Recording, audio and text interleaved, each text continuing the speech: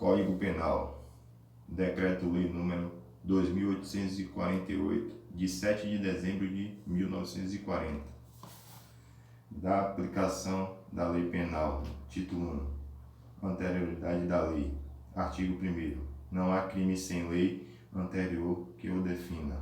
Não há pena sem prévia combinação legal. Lei Penal no tempo. Artigo 2º. Ninguém pode ser punido por fato que lei posterior deixe de considerar crime, cessando em virtude dela a execução e os efeitos penais de sentença condenatória. Parágrafo único. A lei posterior, que de qualquer modo favoreceu o agente, aplica-se aos fatos anteriores, ainda que decididos por sentença condenatória transitada em julgado. Lei excepcional ou temporária. Artigo 3º.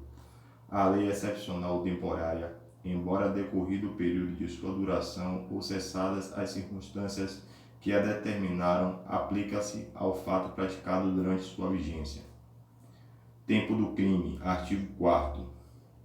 Considera-se praticado o crime no momento da ação ou omissão, ainda que o outro seja o momento do resultado. Territorialidade. Artigo 5º.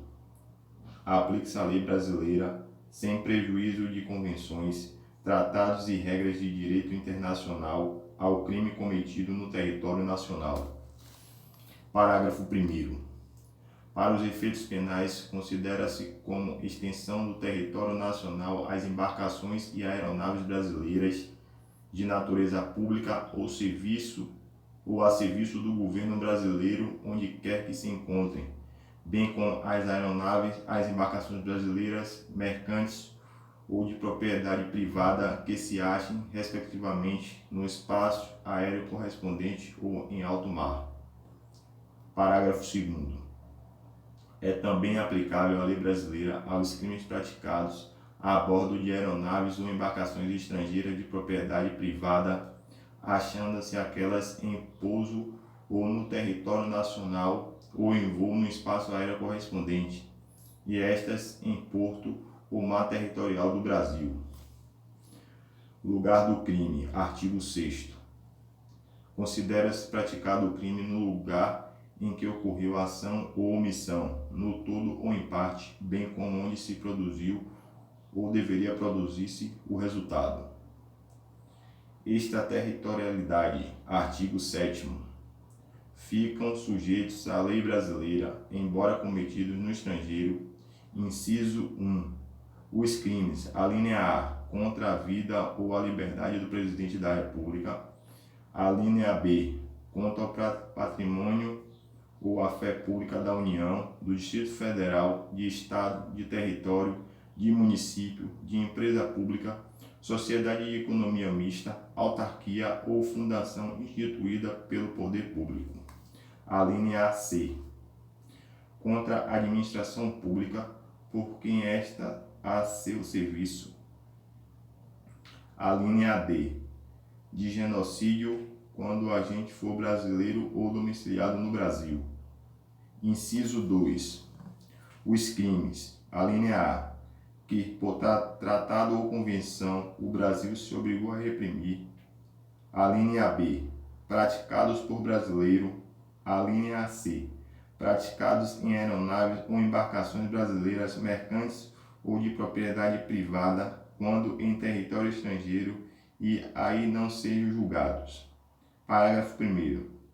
Nos casos do inciso 1, o agente é punido segundo a lei brasileira, ainda que absolvido ou condenado no estrangeiro. Parágrafo 2º. Nos casos do inciso 2, a aplicação da lei brasileira depende do concurso de seguintes condições. Alínea A. Entrar o agente no território nacional. Alínea B. Ser o fato punível também no país em que foi praticado. Alínea C. Estar o crime incluído entre aqueles pelos quais a lei brasileira autoriza a extradição. Alínea D. Não ter sido agente absolvido no estrangeiro ou não ter aí cumprido a pena. Alínea E. Não ter sido agente perdoado no estrangeiro ou, por outro motivo, não está extinta a punibilidade segundo a lei mais favorável. Parágrafo 3º. A lei brasileira aplica-se também ao crime cometido por estrangeiro contra brasileiro fora do Brasil, se reunidas as condições previstas no parágrafo anterior. A linha A. Não foi pedido ou foi negado a extradição. A linha B. Houve requisição do Ministro da Justiça. Pena cumprida no estrangeiro. Artigo 8º. A pena cumprida no estrangeiro atenua a pena imposta no Brasil pelo mesmo crime, quando diversas ou nela é computada quando idênticas. Eficácia de sentença estrangeira. Artigo 9º. A sentença estrangeira, quando a aplicação da lei brasileira produz na espécie as mesmas consequências, pode ser homologada no Brasil para: inciso 1. Obrigar o condenado à reparação do dano, a restituições e a outros efeitos cíveis. Inciso 2. Sujeitá-lo à medida de segurança. Parágrafo único. A homologação depende: a linha A, para os efeitos previstos no inciso 1, de pedido da parte interessada. A linha B, para os outros efeitos da existência de tratado de extradição com o país de cuja autoridade judiciária emanou a sentença ou na falta de tratado de requisição do Ministro da Justiça. Contagem do prazo. Artigo 10º. O dia do começo inclui-se no computo do prazo, conta-se os dias ao mesmo e aos anos pelo calendário comum. Frações não computáveis da pena. Artigo 11. Despreza-se nas penas privativas de liberdade e nas restritivas de direito as frações de dia e, na pena de multa, as frações de cruzeiro. Legislação especial. Artigo 12. As regras gerais deste Código aplicam-se aos fatos incriminados por lei especial, se esta não dispuser de modo diverso. Título 2 do crime. Relação de causalidade. Artigo 13. O resultado de que dependa a existência do crime somente é imputável a quem lhe deu causa, considerando-se causa a ação ou omissão sem a qual o resultado não teria ocorrido. Superveniência de causa independente. Parágrafo 1º. A superveniência de causa relativamente independente exclui imputação quando, por si só, produziu o resultado. Os fatos anteriores, entretanto, imputa-se a quem o praticou. Relevância da omissão. Parágrafo 2º. A omissão é penalmente relevante quando um emitente devia e podia agir para evitar o resultado. O dever de agir incumbe a quem?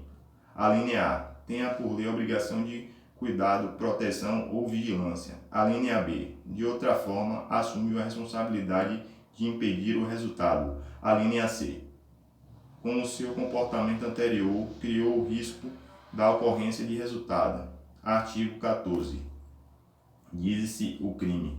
Crime consumado. Inciso 1.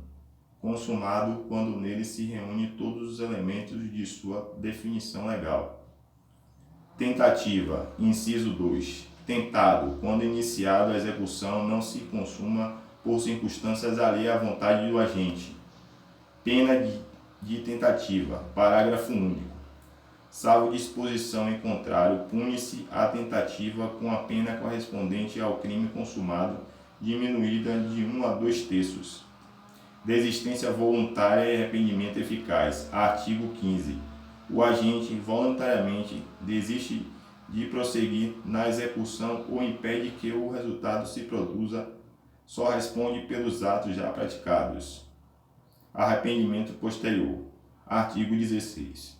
Nos crimes cometidos sem violência ou grave ameaça à pessoa, reparado o dano ou restituída a coisa até o recebimento da denúncia ou de queixa, por ato voluntário do agente, a pena será reduzida de 1 a 2/3. Crime impossível. Artigo 17. Não se pune a tentativa quando por ineficácia absoluta do meio ou absoluta impropriedade do objeto. É impossível consumar-se o crime. Artigo 18. Diz-se o crime. Crime doloso. Inciso 1. Doloso quando o agente quis o resultado ou assumiu o risco de produzi-lo. Crime culposo. Inciso 2. Culposo quando o agente deu causa ao resultado por imprudência, negligência ou imperícia. Parágrafo único. Salvo os casos expressos em lei, ninguém pode ser punido por fato previsto como crime, senão quando praticado dolosamente. Agravação pelo resultado. Artigo 19. Pelo resultado que agrava especialmente a pena, só responde o agente que o houver causado ao menos culposamente. Erro sobre elementos do tipo. Artigo 20. O erro sobre elemento constitutivo do tipo legal de crime exclui o dolo, mas permite a punição do crime culposo se previsto em lei.